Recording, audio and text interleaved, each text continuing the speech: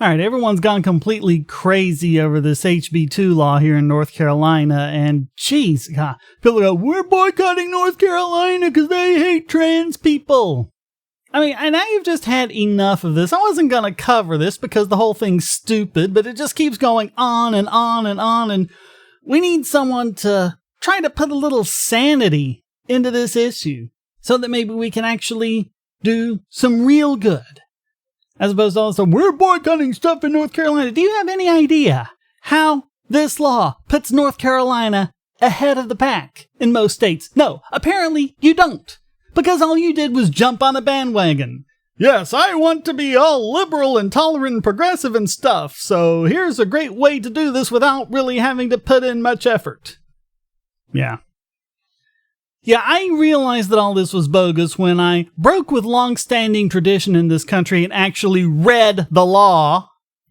Radical, I know. It's not like politicians read the law before they pass it. But here it is, the link's in the video info. We won't go through the whole thing because we don't need to. We'll only go through the parts that are relevant to the whole issue of transgendered people using bathrooms. The first thing about this bill is that private companies can do whatever they want. Walmart can set its own bathroom policy. And if you don't like it, you can go to Target. But really what this law does is for bathrooms for departments and organizations under the state of North Carolina and any other institution running under its auspices, like local governments, municipalities, things like that, counties and cities all operate under powers given to them by the state. That's how it works in this country.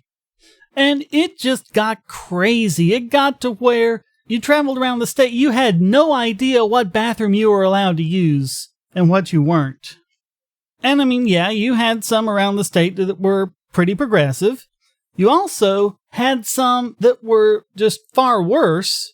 And the idea here is to get one law that applies throughout the state so that you could actually know which bathroom you could use without breaking the law. And before we really get into this, I should point out that there are kind of two opposing ideas here. One is that people should be able to use the bathroom of the gender they identify with. Even if you were born a man, if you identify as female, then you should be able to use the ladies' room. But the other is that we don't want these male creepers coming into the women's room, peeping on the ladies.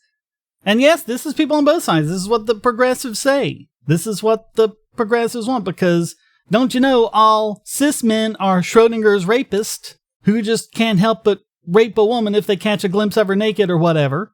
But it does mean that there were just all these crazy laws that just varied all over the place. So let's look at HB2 and actually see what it does. And the first part that we're going to be looking at deals with boards of education, basically schools. And it modifies section 115C 521.2. That's actually a new section.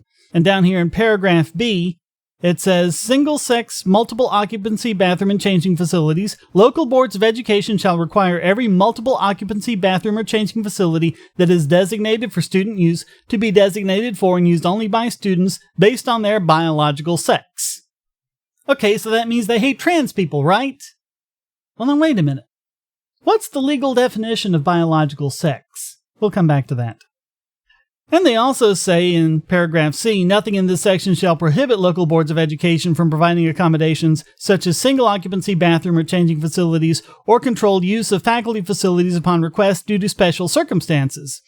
But in no event shall that accommodation result in the local boards of education allowing a student to use a multiple occupancy bathroom or changing facility designated under subsection B of this section for a sex other than the student's biological sex. So they could set up a special single occupancy bathroom for transgendered people if they wanted to. Nothing stopping that. But it is based on biological sex. Well, we'll have to come back to that. And we also have section 143-760. Paragraph B pretty much says the same thing. It just applies to public agencies instead of school boards specifically, but it's pretty much the same language. And so here we have a consistent definition, a consistent way of doing things throughout the state. Again, just for government facilities, businesses can put whatever policy they want to in play, and that's as it should be. So what is biological sex? Well, both section 143-760 and Section 115C-521.2 define biological sex the same way: the physical condition of being male or female, which is stated on a person's birth certificate. Oh, well, that's it, right? As long as you're born that way, that's it, and you can never be transgendered, right? Here's the thing, people. Here's the thing that you would realize if you'd bothered to do 10 minutes of research on this issue. In North Carolina, you can change your birth certificate. Ooh, wow, what a concept. You can do that? Yes, yes. Go down to the Register of Deeds with $27, and you can change it, and you can do it by mail, and all that wonderful stuff. Now, of course, we don't want people just changing their birth certificates willy-nilly, so there need to be criteria into place as to when and how that can be done. And that is in a section that has nothing to do with HB2. It's already passed into law. It was a long time ago. Section 130A-118. And this says all the different ways that a birth certificate can be changed, changing your name or whatever. And you can change your sex. According to paragraph B, subparagraph 4, quote, a written request from an individual is received by the state registrar to change the sex on that individual's birth record because of sex reassignment surgery if the request is accompanied by a notarized statement from the physician who performed the sex reassignment surgery or from a physician licensed to practice medicine who has examined the individual and can certify that the person has undergone sex reassignment surgery. So there you have it. If you're a full transgendered person, a full post-op transgendered, then you just change your birth certificate, and that's the one you use. As far as I know, as far as my research has been able to cover, there are only like a couple other states in the country that let you do this. And by the way, California is not one of them. And this is one of the things that really pisses me off about this. It's kind of like when we had Amendment 1 a few years ago, the gay marriage amendment prevented gay marriage, and it ended up passing because basically people spread around a lot of lies about what it really did. But everyone was saying, yeah, see, North Carolina, they're a bunch of rednecks there. They're a bunch of ignorant, toothless, inbred redneck. California had passed pretty much an identical referendum. In fact, this one was more explicitly anti-gay marriage a few years before. People weren't saying that about California. People were not saying that about California. So here we actually have, with North Carolina, one of the most progressive statewide restroom legislation in the country. Now, I've had a lot of discussions with people about this, trying to set them straight on the facts. And you know how woos are. They immediately shift gears. They love shifting those goalposts. And they say, well, a lot of people can't have the operation, they can't afford it, or some health issue prevents them from having the operation, or whatever. Well, okay, but now we're having a completely different conversation, aren't we? Now, we're not talking about who should get to use which bathroom. We're talking about who should be able to reassign their sex on their birth certificates. And that's the thing that gets me about this. With North Carolina, you people are this close to getting what you want. If you think it's ridiculous to make people go through sex reassignment surgery to use the alternative bathroom, then what you want to do is change Section 130A-118. But you don't want to change HB2. You want HB2 to be there, because without HB2, changing 130A-118 will do no good.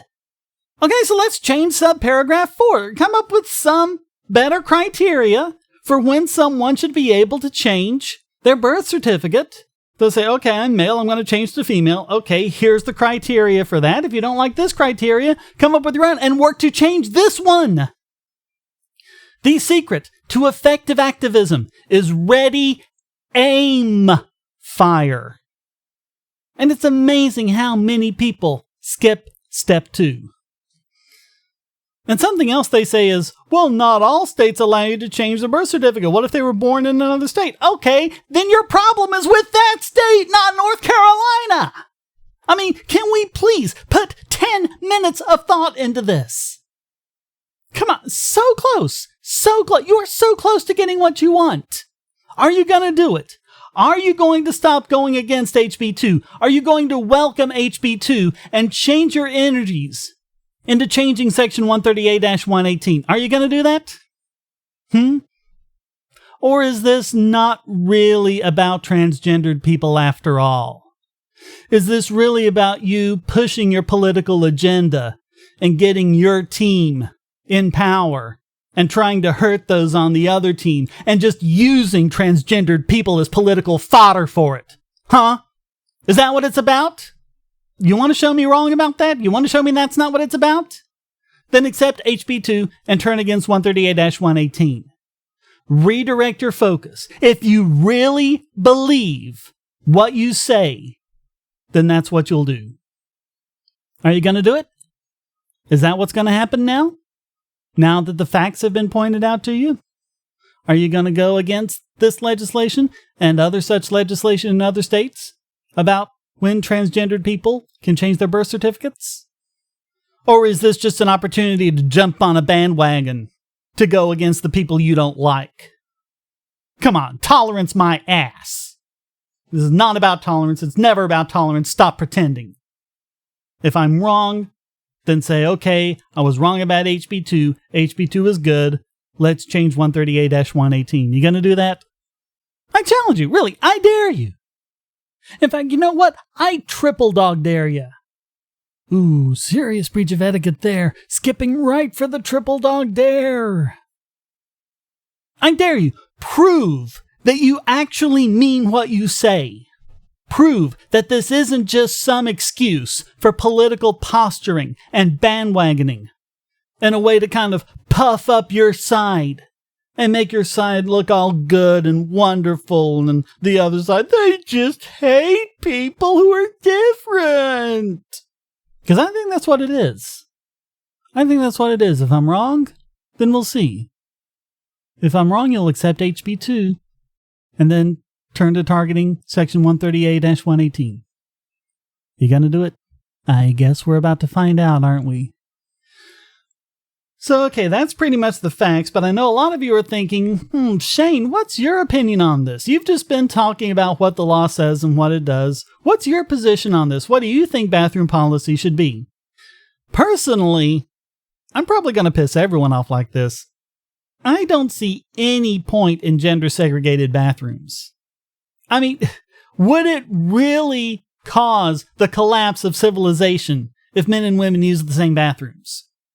Because, SJWs, I know you think that cis men are Schrodinger's rapist and that a woman in the men's room is going to be raped. Guess what? Not true. I have empirical data that it's not true. There have been many times things like this have happened. Lots of people know about this. Happens all the time. It used to happen over here. We used to have a drive-in theater nearby, and it had the men's room and it had the ladies' room, and there was always a big line at the ladies' room. So a lot of the ladies would come in and use the men's room while men were there using it. And it wasn't a deal. It wasn't a big deal. It wasn't any deal. It was just, okay, we're using the bathroom. Sometimes people would make a little joke out of it, but wasn't a big deal. Yeah, she didn't become a victim of a gang rape. I don't remember reading any stories like this about a woman who used the men's room and ended up being raped on that alone. No, guys are not Schrodinger's rapist. And a lot of this problem is because this is just how you've been raised. If it's a way that you've been raised, you don't see the imbecility of it. You know, you look like in a lot of primitive cultures and a lot of the ridiculous things that they did. Well, couldn't they see it was ridiculous? Well, no, because that's the way they were raised. That's how it was happening with them. That was just normal to them. That was the norm. And any deviation from that norm, you want to deviate from the norm? Oh, no. Oh, but you so-called progressives are the tolerant ones. You're the ones about the future. Come on. This is ridiculous. Removing gender from multi-occupancy restroom is not going to cause any harm. It's not. The whole idea is stupid. And the only reason you don't see that is because you grew up in a society where that was the norm. So, yeah, that's my opinion. That's what I think should happen. That's a much better way of doing it than this, but hey, one step at a time, I guess.